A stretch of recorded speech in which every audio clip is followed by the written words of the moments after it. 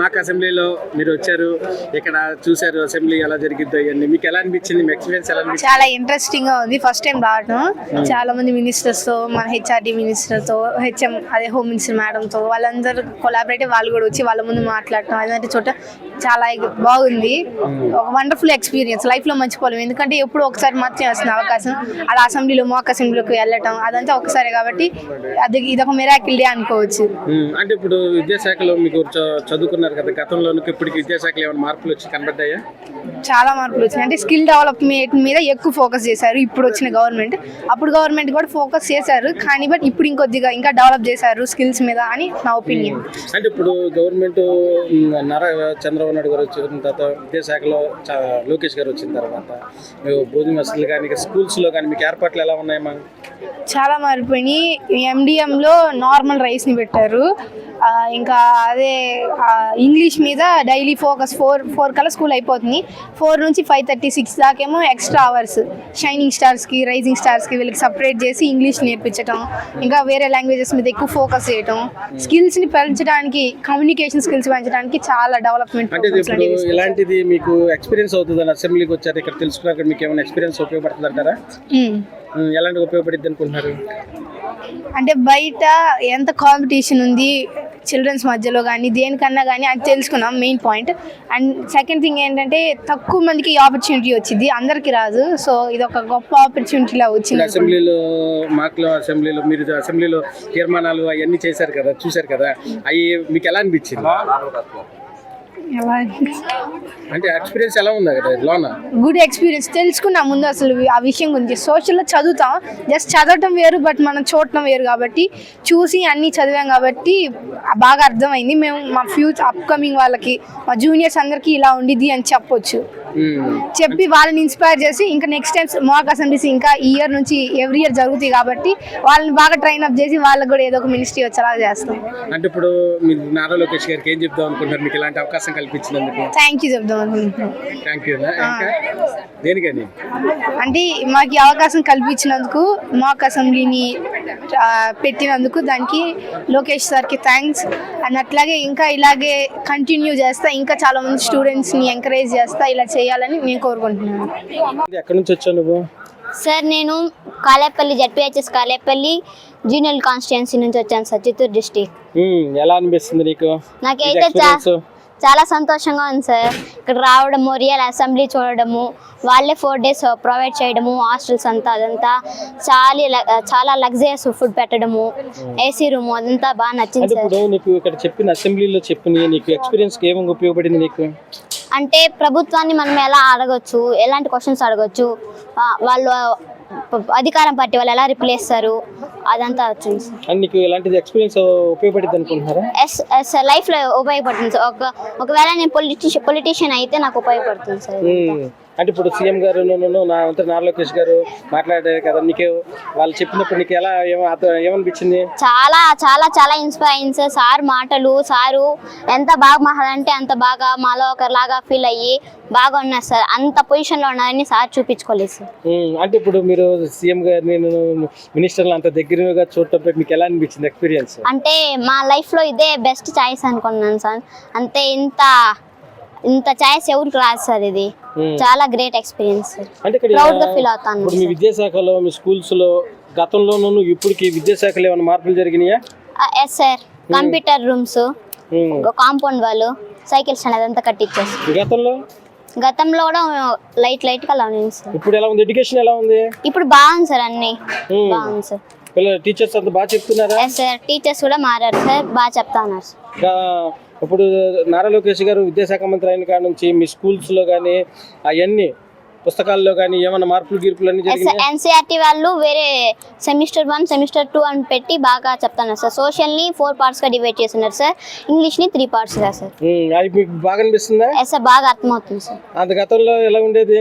అది గతంలో కూడా అలానే ఉండేది సార్ కొంచెం. ఇప్పుడు ఏం చెప్దాం అనుకుంటున్నారు మంత్రి నారా లోకేష్ గారికి? చాలా చాలా ఈ అవకాశం ఇచ్చిన దానికి చాలా చాలా థ్యాంక్స్ చెప్తున్నాను సార్. ఎందుకని? అంతే, ఇలాంటి అవకాశం ఎవరికి రాదు కదా సార్. అసెంబ్లీ చూడడము అంటే ఎంతెంత కోట్లు ఖర్చు పెట్టినా ఇలాంటి అవకాశం రాదు కదా సార్. ఏ ఊరు నుంచి వచ్చాను? పలమనేరు నియోజకవర్గం, చిత్తూరు డిస్ట్రిక్ట్ నుంచి ఇక్కడ వచ్చాను. ఎలా అనిపిస్తుంది నీకు ఇలాంటి మాక్ అసెంబ్లీ జరగటం, దాంట్లో నువ్వు పార్టిసిపేట్ చేయటం నీకు ఎలా అనిపించింది? ఎక్స్పీరియన్స్ ఎలా ఉంది? వండర్ఫుల్ ఎక్స్పీరియన్స్ అండి. అసలు వండర్ఫుల్ కూడా అది చిన్న పదమే ఆ ఎక్స్పీరియన్స్ చెప్పాలంటే. నేను ఇక్కడికి రావడం అనేది గవర్నమెంట్ స్కూల్కే దక్కింది.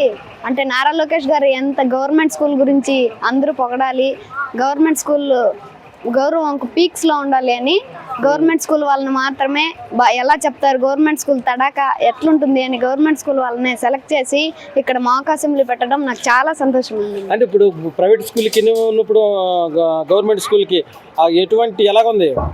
ప్రైవేట్ స్కూల్స్ అయితే వాళ్ళు డబ్బులు కట్టి అంతా వేస్ట్ చేసి అంత డబ్బులు కట్టినా కూడా ఇక్కడ ఫ్రీగా అంటే ఇప్పుడు వచ్చిన విద్య ఎలా ప్రతి ఒక్క టీచర్కి 30 ఏళ్ళ ఎక్స్పీరియన్స్ ఉండే టీచర్సే ఉన్నారండి మా స్కూల్లో అయితే. అక్కడికంటే కూడా ఇక్కడ 100% ఎక్స్ట్రా 100%కి మాకు చదువు చెప్తున్నారండి. ఎంత నాలెడ్జ్ అంటే ప్రైవేట్ స్కూల్ 1% ఇప్పుడు, గవర్నమెంట్ స్కూల్ 100% ఉంది, దాంట్లో 1% ఇప్పుడు.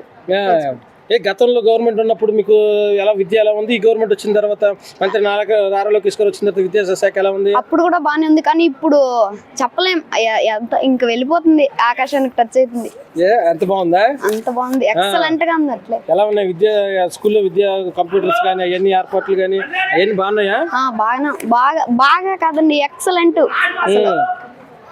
ఇప్పుడు చంద్రబాబు నాయుడు గారు మంత్రి నారా లోకేష్ గారు మాట్లాడారు, మీకు ఎలా అనిపించింది? వాళ్ళని మాట్లాడిన తర్వాత వాళ్ళ ముందు కూడా మీరు కూర్చుని మీరు చెప్పడం మీకు ఎలా అనిపించింది? జీవితంలో అనుకోలేదు, అసలు ఈ సందర్భం వస్తుందని కూడా అనుకోలేదండి.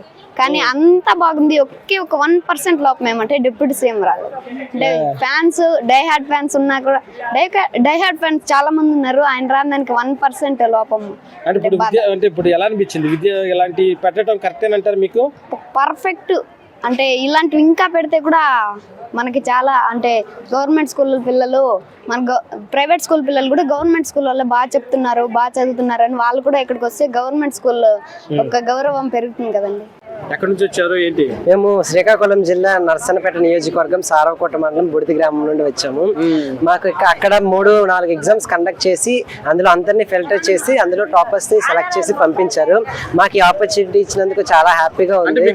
ఎలా ఉపయోగపడింది అసెంబ్లీ? అంటే మేము ఆల్రెడీ బుక్స్ లో చదివాము, కానీ బుక్స్ లో చదివిన దానికంటే ఎక్స్పీరియన్స్ చేస్తే ఎక్కువగా మనకి అర్థమవుతుంది అనేది నా ఒపీనియన్. దీనివల్ల నాకు అసెంబ్లీ ఎలా ఉంటుంది, కౌన్సిల్ ఎలా ఉంటుంది, అక్కడ సిస్టమ్స్ ఏంటి అనే విషయాలు బాగా అర్థమయ్యాయి.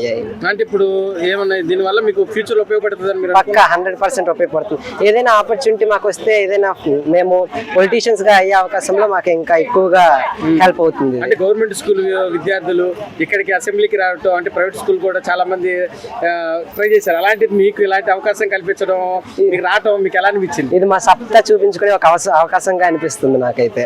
ఇలా అంటే అవకాశం ఎవరికి దొరకదు. మాక్సిమం అసెంబ్లీలో ఒక టీచర్స్ కి కూడా అంతగా ఎలా ఉండదు, కానీ మాకు రావడం మా అదృష్టంగా భావిస్తున్నాం. అంటే గవర్నమెంట్ స్కూల్ నారా లోకేష్ గారు విద్యాశాఖ మంత్రి అయిన తర్వాత గవర్నమెంట్ స్కూల్ పిల్లలు మీకు ఇలాంటి అవసరం ఎలా అనిపించింది? ఆయన ఈ ఆపర్చునిటీ ఇచ్చినందుకు ఆయనకి ప్రౌడ్, మేము తీసుకున్నందుకు మాకు ఇంకా ప్రౌడ్. అంటే ఇప్పుడు సీఎం గారు చంద్రబాబు నాయుడు గారు నారా లోకేష్ గారు మాట్లాడినప్పుడు మీకు ఎలా అనిపించింది? So happy. వాళ్ళ ఇన్స్పైరింగ్ స్పీచ్ అయితే ఇంకా హ్యాపీ. వాళ్ళ నుండి మాకు చాలా జీవిత సత్యాలు అనేక చాలా తెలిసాయి. ఇలా రావడం మాకు గుడ్ ఎక్స్పీరియన్స్ గా మిగిలిపోద్ది. హిస్టరీలో మేము ఫ్యూచర్ లో మేము పెద్ద అయిన తర్వాత మా హిస్టరీలో ఇది ఒకటి ఉందని స్వీట్ మెమరీగా నేను చెప్పుకుంటాను ఎవరికైనా సరే. గతంలో ఎడ్యుకేషన్ కి ఇప్పటికి ఎడ్యుకేషన్ కి ఏమన్నా డిఫరెన్స్ ఉందా?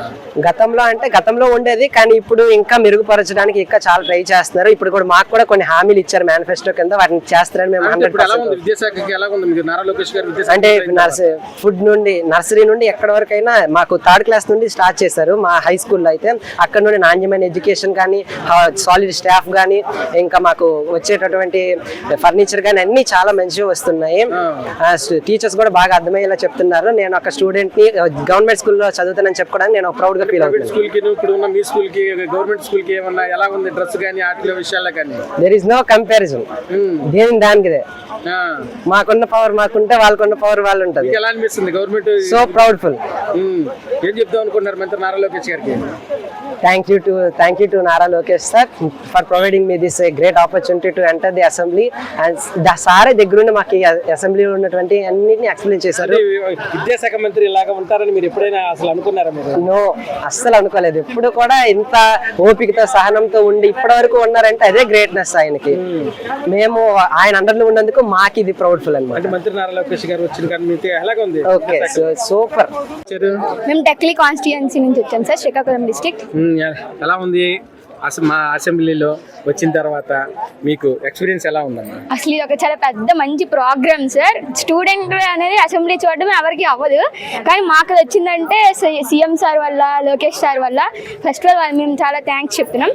ఇక్కడికి వచ్చిన తర్వాత కూడా అసెంబ్లీలో రియల్ అసెంబ్లీ ఎలాగ ఉంటుంది, అసెంబ్లీలో ఎలాంటివి ఏమేమి అవుతాయి అంటే 0 అవర్ లాగా, క్వశ్చన్ అవర్, ఇంకా బిల్ పాస్ చేయడం, బిల్ ఓటింగ్, అవన్నీ చాలా బాగున్నాయి సార్. ఇక్కడికి వచ్చిన తర్వాత కూడా అసెంబ్లీ కౌన్సిల్ అనేది చూపించారు.